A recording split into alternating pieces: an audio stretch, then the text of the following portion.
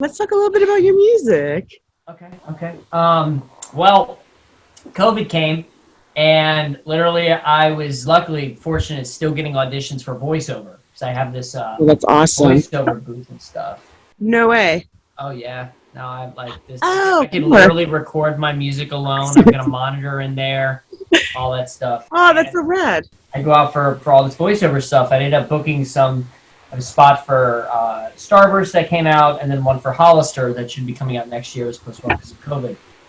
But all the TV and film stuff was shut down, and I had a movie pushed off back, and I said, what do I do? Well, I'm sitting on all these lyrics that I literally have in my computer that say raps, and I've always wanted to put it out, and I used to be in a boy band. I don't know if you know this. Wait, did I? No, probably not. No, the story is all going to be coming out of my documentary, actually. Shut up. Are you serious? I'm dead serious. It's one of the projects I have in post-production. I'm so excited. Yeah. People are not ready for it. They're really not. I'm so excited. Yeah, I know. So I said, what do I do? I said, I guess I'll just make some music.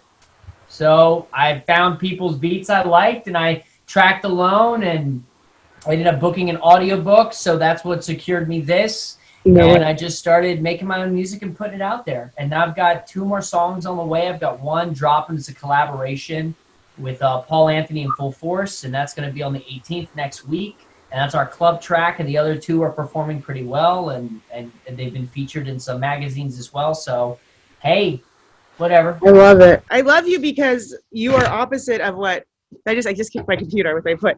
You're opposite of what frustrates me sometimes about people here that talk, but there's no action to do anything. You just do it. And I love that. And that's the only way you can get stuff done. You just have to do it. My thing is how I can move ahead is that most of my hour, like literally I've sent off 3 or 4 auditions this week already. And literally TV and on-camera stuff. Literally, I'm up till 1, 2 a.m. last night working on 4 pages of dialogue for this character because I want to give my best, and he has an accent as well. So most of my time when I have auditions is working, which is, I audition quite frequently in my room by myself. That's the reality. And the red carpet and whatever and stuff, very small aspects of how I usually spend most of my time. I have no social life. I have no dating life. Like literally, my life is working, and I love it. So I love that though, and that's why you should be getting into entertainment because you love it and have a passion for it. And very little of it is the glitz and glamour. Most of it is solitary. You're working on stuff on your own, getting it done, and then shooting stuff, and then maybe like years later it comes out. You go to the carpet for it for like one night, but it's not. I feel like people that do spend their time going to parties and stuff are probably not really making anything. Your music right now, it's on Spotify. My music is on Spotify, yes. And other platforms, but Spotify's the Bible. It is. Like it's easy. It's so easy.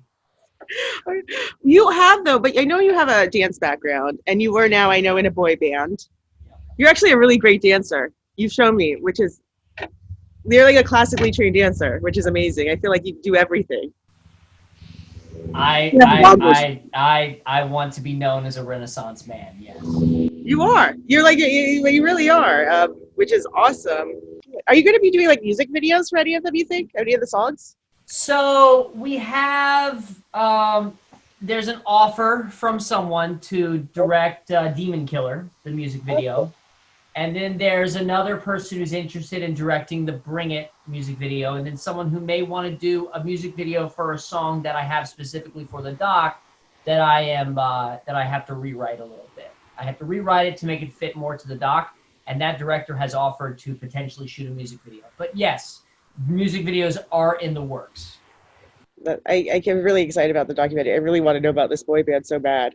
You have no idea. Oh man, so just a little snippet. I got into a boy band about 4 years ago. No, 4 years ago, and it changed names, it changed management, all of that. So yeah, you're gonna see in this documentary, it's a real gritty look at a New York creative who is trying to make it. who is trying to move forward in his career. And I refuse to let the director of the team, I've even told them, I said, don't show me anything but a final cut. I trust you. It's the same director as Pledge behind it. And I said, I trust you. You're going to make me look great and tell a great story. So do your thing. And he's already sent it out to multiple people. And literally they're like, this is amazing. I'm so excited about this. It's the project that I'm most excited about. It sounds, I can't wait. Yeah. I can't, I think that's going to be incredible. I feel like there is something though, because you're from the East Coast originally, right? Yes. I used to live from Virginia? Mm-hmm. There's something about like New York where I realized when I lived there and I went to college there that people hustle a little bit more. People hustle here, but it's a little more lackadaisical, I guess. Well, isn't that because the weather over in LA is all super hot and nice all the time? And people are like, oh, I think I'll go to the beach today and whatever. New York over here, it's cold, man. Sometimes it's hot and it's nice, you know? So, yeah, it's just also the energy of the city is... I love it. I love it too. And that's why I haven't moved to... I have representation over in LA, and I know that eventually I may have to move. But my goal is to have a place in LA and a place in New York and spend most of my time in New York. Yeah. I just love the energy of the city. I love New York City because it's go, go, go. There's always something happening. The people tend to be more just real. Yeah. They tend to be more real. Well, that's why, I mean, I'm glad I went to school there. I wanted to go to film school there because it's definitely more, I feel like, okay, I love LA and I love the history here, but it's definitely more kind of grounded in indie filmmaking there, which I've always loved, is making something no matter what. Mm-hmm. Which is what you're doing. It's like, you have to do it. You just got to do it. That's what you got to do. Have to do it. What am I going to wait around for my agent or whatever manager to call me with an audition? No, you have to create something. You have to do something because that will attract more auditions. Work gets work. Absolutely.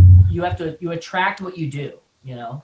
Absolutely. I want to finish flexing this rap bone that I have, and the creativity to write comes in spurts, as you know. Yeah. That it's like, you can't force yourself into it, but all of a sudden it's like, oh, I feel this impulse and I just have to do it. Like, I have this movie coming out called All Those Small Things where I play a rapper who mixes rap music and jazz music. His name is Tiny Hammer. Tiny Hammer? Tiny Hammer. Oh. And dude, it's amazing. I get to dress like in fur coats and chains, and it was a black. And I have this this kimono that's like a Firebird kimono. It's a dream role. It was a dream role, and I'm working with this veteran English actor, James Faulkner, from Game of Thrones, Downton Abbey. Yeah, I know exactly. That's amazing. Oh, learning from him was incredible, and the whole team was great. It was one of my favorite projects I've ever shot so far, and literally, I was so inspired by the character that I wrote the songs for him just for fun. So I felt so inspired by it, and that creativity came over me, and I didn't have to force my writing. I just, boom, wrote the thing, sent it off to the director. The director liked it so much that he literally asked me to write for some of the Tiny Hammer songs in the movie. So now I have rights to 2 of Tiny Hammer's songs that are in the movie. Oh my God, that's fantastic. I know. So I have those 2 songs in my back pocket for when that movie comes out. What's it called? It's called All Those Small Things. Now get this. The 2 songs are called... Actually, I don't want to say... I'll drop it. The 2 songs are called Mother Goose and Size Doesn't Matter. That's amazing. That's amazing. Yeah. Oh my God, I'm excited for that. Yeah. That's incredible. Congratulations on that. Do you know when that's coming out, or they don't have a... As far as I know, they are trying to sell the film right now. Awesome. So I don't know if they're taking the festival route or if they're just trying to go straight to whatever. So, but we should have news soon because it's a really, from what the test screen audience have said, that people have already shouted me out of my performance. They've been like, your performance is great. So I'm over the moon. What do you make Tiny Hammer shirt? Oh, I can't show that. What did they let me keep? They let me keep the jewelry that has a little tiny hammer on it. Yeah. You have to send me a picture to find it. That's incredible. Hold up. I got the little tiny hammer right there. Oh my god. That's the cutest thing I've ever seen. Oh. I know. I like my jewelry, man, you know. But that was an absolute blast, that character. I love that. I'm excited for that. So what else do you have any other films I know one you can't talk about, but you said, but any other little films or TV shows that are coming out? Yeah, so I've got another movie coming out, and I'm the lead in this one. It's a sci-fi action fantasy film. And you know Lance Hendrickson is, right? Yes. I work opposite him. Are you serious? I'm dead serious. How was that? It was incredible. Like, I'm telling you, like, Jennifer, I've been blessed to work with legends so far in my career. Like, well, you're amazing. So I'm a legend. So thank you. But like literally, and to learn from it. And Lance is a riot. He is a riot. Oh my God. He may be one of the funniest persons I've met. Yeah. I'm literally in the Airbnb with him the night before we shoot, and I have my script and he has his, and we're going over the script, and I'm just like, what is life right now? so I did that, and that one is, I'm actually going to show you a little. Excited. Okay.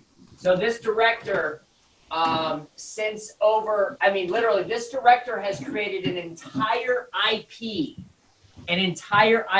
So it's called Alpha Rift. And Alpha Rift is the story of a fanboy, me. I play a guy who runs a comic book shop, who's kind of a nerd. And I play the hero this time. I play a good guy. Yay! A Marty McFly sort of type, who is a fanboy turned action hero because he realized, because this game that he worships, basically, that his dad taught him, turns out being real and not just legend. I love that. To take on his destiny and become a medieval knight. Wait, that's amazing. I love that. A medieval knight. I love that. The director, Dan Lance, if you go on my IMDb Alpha Rift, he created this entire, and you have stickers like this. I'll have to bring these in when I come to LA. I'll have to give you a couple of these. Stickers like this. I mean, he created an entire IP, and what he wants to do now, the film's done. Think of a movie in the vein of The Flash, basically. Yeah. The TV I love The Flash. I love sci-fi. And he wants to create either a 3-picture deal or a TV series with it. And he's created, he does all the bits and bobs. He's created little figurines. That's incredible. It's insane. Does he have like a special effects background? Oh, the dude can do everything. Yeah, because that's very rare that the dude can literally work everyone's job on set. He can be the director, producer, cameraman, everything. And he works special effects, and he knows how to 3D print, and he knows how to do this. He literally, I'm like, who is this guy? Yeah. When I was working with him and my friends. But yeah, him and I are pretty close now, and we're working to try to get Alpha Rift into the right hands, who can then take it to where we want it to go. That sounds incredible. A dream of mine would be that the film gets turned into a TV series with me starring as a lead role. That would be awesome. I would love that. So, yeah. I love sci-fi. People are gonna love it. The trailer that I saw that he's using to pitch to places. Mm-hmm. It looks great. It looks great, and I can't wait to share that trailer when I'm allowed to with everyone. So he's let me keep some of the props from the movie, get a creep like the orb that houses like the demon that I end up releasing that I have to fight, that I have to fight, and oh man, it's just fun. So that's it. So I literally have 3 of my biggest films in post-production coming out. That's a good place to be. I'm so happy they got shot before COVID. I know. Oh my God, like literally. It's nuts. It's nuts. I'm happy things got chopped before COVID. And another thing that got chopped before COVID that's dropped next week is Tucci and Jones. You know my comedic character Tucci? Yes, I absolutely do. So Tucci Bonaducci, a friend of mine, Logan Riley Bruner, who's a phenomenal actor, him and I basically said, why don't we create our own web series based on this character? So he developed, hey, I have this funny character, Jones Riley Jones, who's like a savage. So I said, why don't we bring them together and create a show called Tucci and Jones? So the whole show is a struggling rapper teams up with his low-key neighbor to fight back against a rival rapper's scathing diss track. Oh my God, I love it. Right? It's 8 episodes of them trying to do that thing, and it's short form. Some episodes are no more than 4 minutes, and it's so cute. Wait, it's dropping all next week on the 15th. Is it where is it going to be on? Like YouTube. We're just going to drop. I mean, like the links and everything, so I could add them. Definitely. And I have, if you go on my Instagram, I have the teaser of the show on one of my feeds right now under Tucci and Jones, the most recent Tucci and Jones post. That's gonna be hilarious. You'll be able to see the trailer of the show, and we're so happy with how it turned out. And we shot that all 8 episodes. We shot it in a week.